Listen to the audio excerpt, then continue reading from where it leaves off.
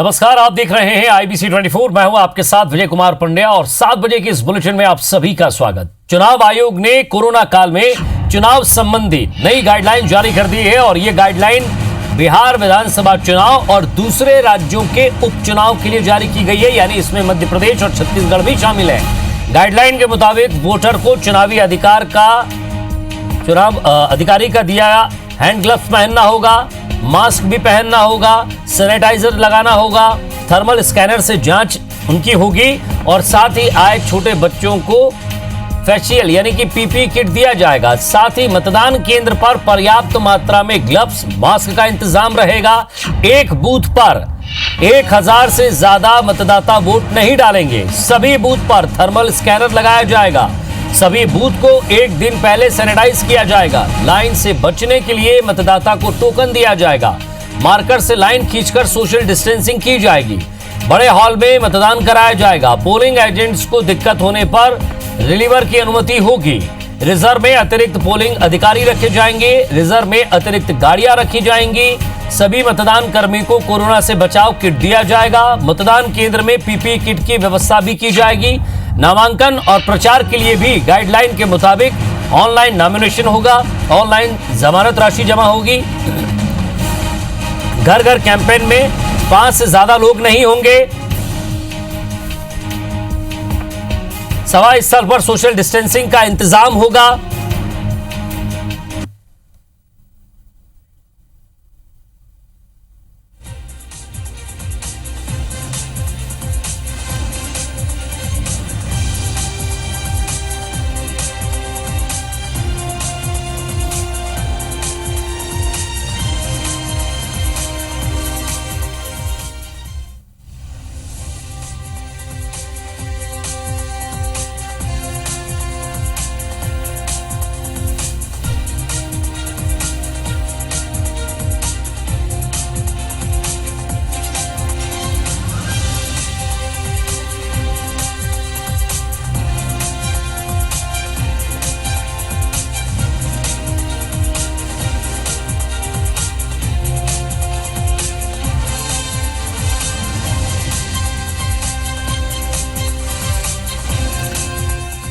और इस खबर पर ज्यादा बातचीत के लिए हमारे साथ हमारे संवाददाता राकेश चतुर्वेदी हमारे साथ जुड़ गए। राकेश, गाइडलाइन तो आ गई है, लेकिन सवाल यह है कि अब तारीखों का ऐलान बाकी है। हालांकि दोनों ही पार्टियां अभी से बयानबाजी का दौर आप देख रहे होंगे, सुबह से शाम तक लगातार बयानबाजी जारी है, लेकिन तारीखों का ऐलान होना बाकी है। तैयारी पूरी दोनों पार्टियों की।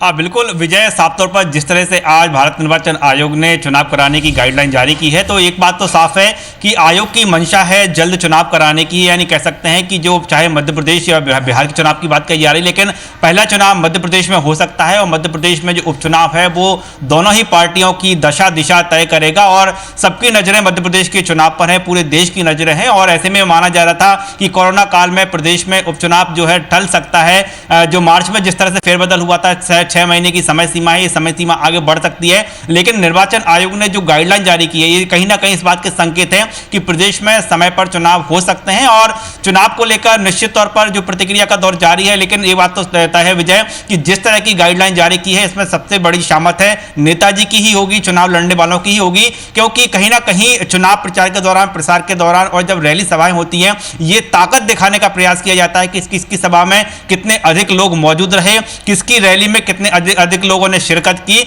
और जब नेताजी प्रचार के लिए निकलते हैं तो उनके साथ 200-500 लोगों का हुजूम जो साथ रहता है, इसके जरिए भी कहीं ना कहीं चुनाव से पहले एक मैसेज जो है देने का प्रयास किया जाता था कि कौन जो है बाहुबली है, कौन जो है चुनाव जीत सकता है। लेकिन जो गाइडलाइन जारी है उसमें समय सीमा बांध दी गई है, 5 से अधिक लोग नेताजी के साथ शामिल नहीं हो सकेंगे। यानी जो चुनाव से पहले तमाम जो ताकत दिखाने का जो तामझाम राजनीतिक दलों की ओर से, पार्टियों की ओर से, उम्मीदवारों की ओर से किए जाते हैं, साफ तौर पर कोरोना काल में इस पर सीधे तौर पर जो है लगाम लगने वाली है, जो निर्वाचन आयोग ने गाइडलाइन जारी की है। हालांकि सभी की नजरें इस बात को लेकर ही है कि वो तारीखों का ऐलान क्या होगा। हालांकि बिहार के चुनाव की बात करें, अभी बिहार के चुनाव में समय है, लेकिन मध्य प्रदेश में उपचुनाव की बात करें तो ये समय पर हो, ये इस बात के संकेत निर्वाचन आयोग ने पहले से दिए थे। और अब अब जब गाइडलाइन जारी की गई है तो ये माना जा रहा है कि मध्य प्रदेश में समय पर जो है उपचुनाव हो सकते हैं। और दोनों ही दलों की बात करें, फिलहाल जो है चुनाव की तैयारी में सरकार बदलते ही दोनों दल जुट गए थे।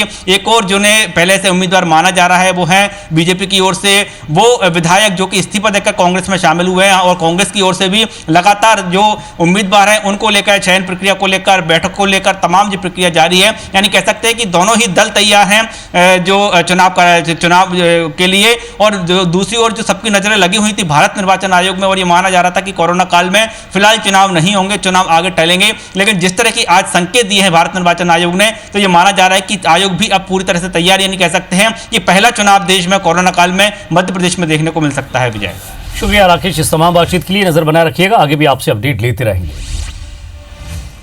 ग्वालियर में कल दल बदल का मेगा शो होने जा रहा है। सिंधिया की अगुवाई में बीजेपी ग्वालियर चंबल संभाग में 3 दिन का सदस्यता अभियान चलाने जा रही है। इधर कांग्रेस कोरोना का हवाला देकर बीजेपी के इस अभियान पर हमलावर है। कांग्रेस कल से 3 दिन तक धरना प्रदर्शन करेगी।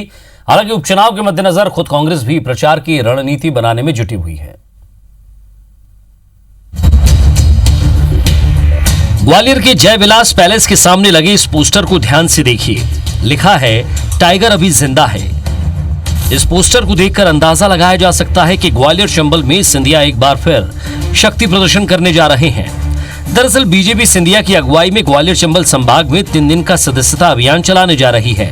पार्टी का दावा है कि इसमें 10,000 से ज्यादा कांग्रेस कार्यकर्ता और सिंधिया समर्थक बीजेपी की सदस्यता लेंगे। कार्यक्रम में सिंधिया के साथ ही सीएम शिवराज सिंह चौहान, केंद्रीय मंत्री नरेंद्र सिंह तोमर और प्रदेश बीजेपी अध्यक्ष वीडी शर्मा मौजूद रहेंगे। इधर कोरोना काल में हो रहे इस आयोजन को लेकर कांग्रेस हमलावर है। कांग्रेस का यह भी कहना है कि बीजेपी जिन 10,000 कार्यकर्ताओं को बीजेपी में शामिल होने का दावा कर रही है, कांग्रेस के इतने सक्रिय कार्यकर्ता अंचल में है ही नहीं। जो जितने कांग्रेसी थे वो सब महाराज के साथ कल भारतीय जनता पार्टी कल और परसों 3 दिन में लगातार वो सदस्यता ज्वाइन कर लेंगे। मुझे ये जानकारी मिली है कि माननीय मुख्यमंत्री जी और प्रदेश अध्यक्ष जी और सिंधिया जी, ये तीनों लोग आ रहे हैं। वो जितने लोगों को लाने की बात करेंगे फर्जी तौर पर, आंकड़े तो मुझसे कितने भी बोल सकता हूं मैं, उतने ही मतों से उनका एक एक उम्मीदवार हारेगा यहाँ। और ये जो कार्यक्रम भारतीय जनता पार्टी कर रही है वो इस जनता के साथ खिलवाड़ है, उनके मुंह पे तमाचा है। कांग्रेस एक तरफ तो बीजेपी के प्रोग्राम का विरोध कर रही है, वहीं दूसरी ओर खुद के प्रचार को लेकर भी फॉर्म में आ रही है। कांग्रेस नेता भी बस में सवार होकर 5 दिन तक ग्वालियर चंबल की 16 विधानसभा सीटों में घूमेंगे और अपने पक्ष में माहौल बनाने की कोशिश करेंगे। कांग्रेस की कैंपेन की शुरुआत दतिया के पीताम्बरा पीठ से होगी। हालांकि तारीख का ऐलान नहीं हुआ है। इधर बीजेपी का कहना है कि चंबल में तो कांग्रेस बची ही नहीं है। भोपाल में लगभग सारी रणनीति और कार्यक्रमों की रूपरेखा तय हो चुकी है। एक एक बातों का मुंहतोड़ जवाब कांग्रेस पार्टी भाजपाई समूह को देगी और दल बदलुओं के हौसले पस्त कर देगी। हजारों की संख्या का दावा करने वाले और आज करें कांग्रेस, वास्तव में कांग्रेस के पास कांग्रेस करी गलत नहीं करी, कांग्रेस के पास अब नहीं बचे सैकड़ों में भी लोग। कुल मिलाकर उपचुनाव की सरगर्मियां बढ़ गई हैं। एक तरफ सिंधिया लॉबी अपनी ताकत दिखाने में जुटी है, तो वहीं कांग्रेस ग्वालियर चंबल के रास्ते एक बार फिर सत्ता के सिंहासन पर पहुंचने के सपने देख रही है। नासिर गौरी, IBC 24, ग्वालियर। और इधर ग्वालियर में बीजेपी के सदस्यता अभियान को लेकर सीनियर एडवोकेट उमेश बोहरे ने भारत सरकार और मध्य प्रदेश शासन को लीगल नोटिस भेजा है, जिसमें उन्होंने राज्यसभा सांसद ज्योतिरादित्य सिंधिया की अगुवाई में होने वाले सदस्यता अभियान को तत्काल रोकने की मांग की है।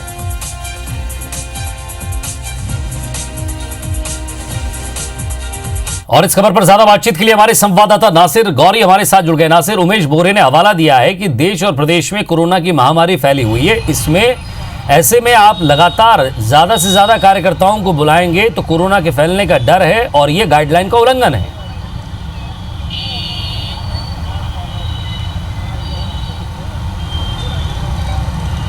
बिल्कुल जाहिर सी बात है और उसी को लेकर लगातार चाहे उमेश बोहरे हो चाहे दूसरे लोग हो, वो इस तरह का विरोध प्रदर्शन कर रहे हैं। और जैसा कि कांग्रेस ने भी एक अपना स्टेप बना लिया है कि वो कल सुबह 9 बजे से विरोध प्रदर्शन करेगी। पहले तो कांग्रेस कार्यालय से निकलेगी और फिर गांधी जी की प्रतिमा के सामने वहाँ पर धरना देगी। इसके साथ ही उमेश गौरे ने लीगल नोटिस भेजा है और वहीं दूसरी और एक याचिका भी फाइल कर दी गई है जो अर्जेंट हेयरिंग के हवाला दिया गया है कि इसमें मामले की अर्जेंट सुनवाई की जाए। लेकिन हालांकि कोर्ट की तरफ से जो डेट दी गई है वो 25 अगस्त दी गई है, यानी कि जब कार्यक्रम हो जाएगा, यानी कि 22, 23 और 24 का प्रोग्राम है, उसके बाद यानी कि 25 को कोर्ट सुनवाई करेगा। तो उस याचिका का शायद औचित्य नहीं बचता है कार्यक्रम को रोकने के लिए, क्योंकि कार्यक्रम रोकने के लिए ये याचिका लगाई गई थी। लेकिन जैसा कि प्रोग्राम की बात करें कि बीजेपी के जो लोग हैं वो दावा कर रहे हैं कि 10,000 से ज़्यादा जो कार्यकर्ता हैं वो इस कार्यक्रम में पहुंचेंगे और कांग्रेसी जो लोग हैं उनको बीजेपी की सदस्यता दिलाएंगे। शुरुआती कार्यक्रम कल है, कल 9 विधानसभा के जो कांग्रेसी कार्यकर्ता हैं उनको बीजेपी की सदस्यता दिलाई जाएगी और उसके बाद अगले दिन फिर ये पूरा जो प्रोग्राम है 3 दिवसीय प्रोग्राम है, 34 विधानसभा के जो कार्यकर्ता हैं उनको कांग्रेस से बीजेपी की सदस्यता दिलाई जाएगी। तो ऐसे में जो सबसे बड़ा सवाल ये उठ रहा है कि जहाँ सारे धार्मिक प्रोग्राम बंद हैं, किसी भी कार्यक्रम की अनुमति नहीं है, तो ऐसे में जो बीजेपी का जो बड़ा मेगा शो हो रहा है, यानी कि दल बदल वाला जो मेगा शो हो रहा है, उसको इजाज़त कैसे दे दी गई। हालांकि प्रशासन का कहना है कि जो कोरोना की जो गाइडलाइन है उसके तहत प्रोग्राम आयोजित करने की अनुमति दी गई है, लेकिन जिस हिसाब से हमने अंदर की लोकेशन देखी है उस हिसाब से लगता नहीं है कि जो कोरोना की जो गाइडलाइन है उसका पालन लेकिन किया जा सकता है। नासिर जिस तरह से बैनर पोस्टर लगे हुए हैं, अभी से ये लिखा हुआ दिख रहा है कि टाइगर अभी जिंदा है, लगातार तैयारियां पूरी हैं, कई तरह के सवाल भी उठते हैं, लेकिन स्वाभाविक सी बात है कि बीजेपी और कांग्रेस का जो पसुपेश है या ये कहें जो कांटे की टक्कर है वो भी साफ तस्वीरों में नजर आती है।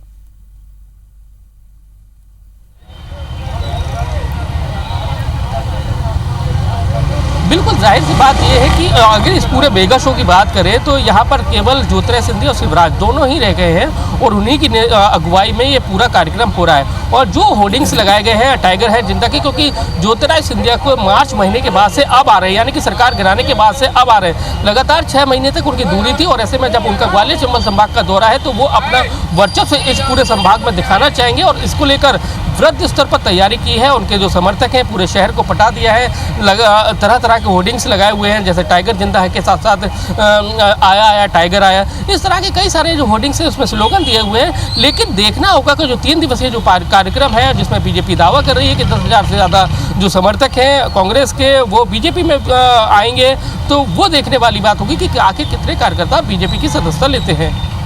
जी शुक्रिया नासिर इस तमाम बातचीत के लिए। तो लगातार इस बात को लेकर सवाल उठते रहे हैं कि आखिर मेगा शो की ज़रूरत क्या थी, और बीजेपी एक तरफ सदस्यता अभियान है तो दूसरी तरफ कांग्रेस को यह डर भी है कि उसके कई कार्यकर्ता बीजेपी में शामिल हो सकते हैं। इधर भोपाल में फैद बिल्डर्स के ठिकानों पर इनकम टैक्स की छापामार कार्रवाई के बाद कांग्रेस पार्टी के पूर्व विधायक हेमंत कटारे ने सहकारिता मंत्री डॉक्टर अरविंद भदौरिया की संपत्ति पर सवाल खड़े किए हैं। साथ ही सोशल मीडिया पर एक वीडियो पोस्ट किया है।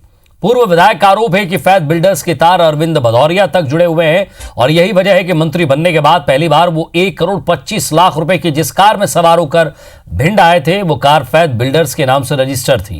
हेमंत कटारे ने कार का रजिस्ट्रेशन नंबर और कार में सवार मंत्री जी का फोटो ट्विटर पर पोस्ट किया है।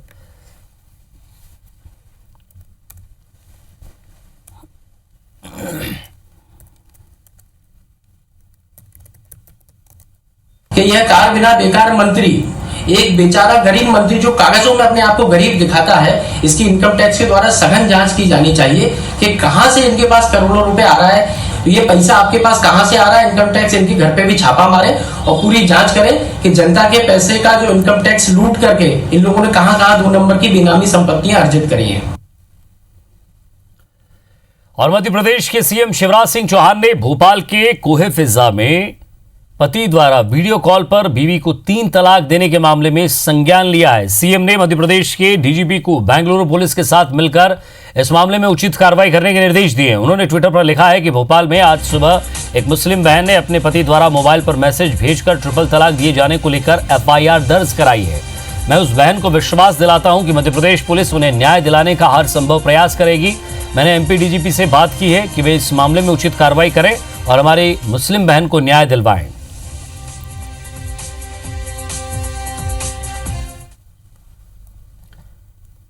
और बद इंतजामी के लिए बदनाम मध्य प्रदेश की अनाज मंडियां मॉल की तरह अपडेट होंगी, जहां किसानों की जरूरत का हर सामान मिलेगा। कृषि विभाग ने इस प्रोजेक्ट में मॉडल मंडी नाम दिया है। मॉडल मंडियों में किसान अनाज तो बेच ही सकेंगे, साथ ही खाद बीज से लेकर डीजल और घर के सामान के लिए उन्हें मंडी से बाहर नहीं जाना पड़ेगा। मंडी परिसर में ही बाजार दाम में कम में उन्हें किसानों को जरूरत की चीजें मिल जाएंगी। पहले चरण में प्रदेश के सभी 10 संभाग में मॉडल मंडियां बनाई जाएंगी। कृषि मंत्री कमल पटेल ने कहा है कि मॉडल मंडियां बनाने का फैसला लिया जा चुका है, जल्द ही इस प्रक्रिया की शुरुआत होगी।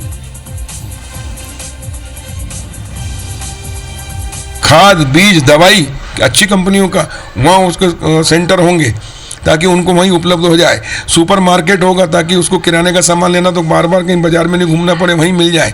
पेट्रोल पंप होगा ताकि डीजल की व्यवस्था उसकी हो जाए, और बैंक होगी मंडियों में ताकि एक सर्व सुविधा युक्त मॉडल मंडी हम बना रहे हैं। इधर मध्य प्रदेश में सरकार की लाख कोशिशों के बावजूद कोरोना वायरस के रफ्तार पर लगाम नहीं लग पा रही है। बीते 24 घंटे में 1293 नए संक्रमित मरीज मिले हैं।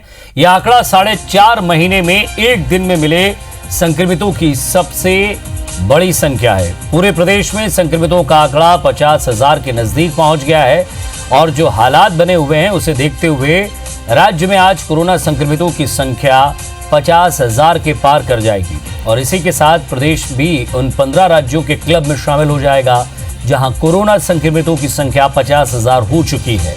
प्रदेश में फिलहाल एक्टिव मरीजों की संख्या 10,782 है और एक दिन में प्रदेश में 12 लोगों ने संक्रमण से दम तोड़ा है। आज राजधानी भोपाल में 151 नए केस सामने आए हैं, वहीं 24 घंटे में यहां पर 4 लोगों की संक्रमण से मौत हो गई है। राजधानी में कुल पॉजिटिव केस की संख्या लगभग 9,500 है। अब तक यहां कोरोना संक्रमण से 263 ने जान गंवा दी है।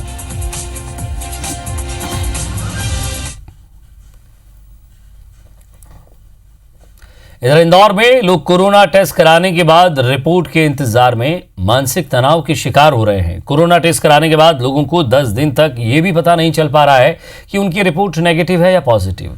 इससे लोगों में मानसिक तनाव बढ़ता ही जा रहा है।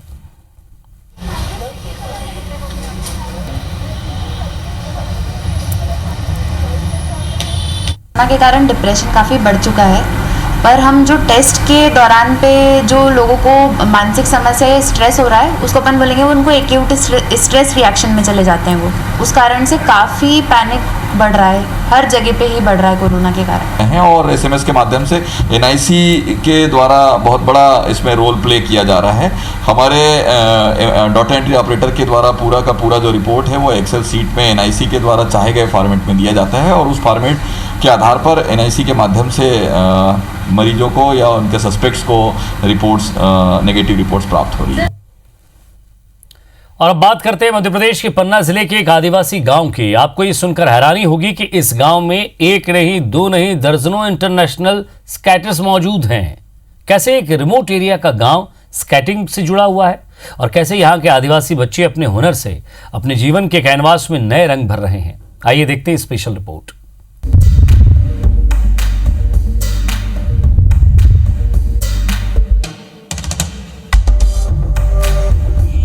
निकल आती है तरकीबें, संवर जाती है तकदीरें, इंसान अगर चाहे तो मंजिल पा ही जाता है।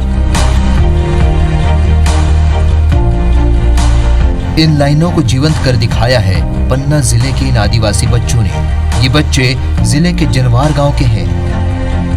यूं तो जनवार एक आम आदिवासी गांव जैसा ही है, पर यहाँ के बच्चों ने अपनी स्केटिंग के हुनर की ऐसी चमक बिखेरी है कि अंतर्राष्ट्रीय स्तर पर इसका डंका बजने लगा है। जनवार गांव के आदिवासी बच्चे स्केटिंग में इतने माहिर हो चुके हैं कि अब तक वो कई अंतर्राष्ट्रीय और राष्ट्रीय पदक जीत चुके हैं। इनके जीवन में ये जादुई बदलाव आया है एक फिरंगी फरिश्ते की वजह से। जी हाँ, एक जर्मन महिला ने यहाँ के बच्चों को स्केटिंग सिखाई और उनके लिए उपलब्धियों का नया द्वार खोल दिया। आज गांव में बच्चों के प्रैक्टिस के लिए अपना स्केटिंग पार्क है। जनवार गांव के बच्चे अब खेल के साथ साथ शिक्षा पाने में भी पीछे नहीं है। यहाँ की एक लड़की तो ऑक्सफोर्ड यूनिवर्सिटी में इंग्लिश सीख रही है। उसने स्केटिंग में कई मेडल भी जीते हैं। और अब उसका सपना है कि वो देश के लिए इंटरनेशनल इवेंट में गोल्ड मेडल लाए। जनवार पे की, फिर दिल्ली और फिर दिल्ली से फिर राजस्थान की तरफ भी गए थोड़ा बहुत, एंड विशाखापट्टनम, पौंडीचेरी और लंदन भी गए। गांव के ही अरुण नाम के बच्चे ने दूर देश चीन तक अपनी स्केटिंग का जौहर दिखाया है।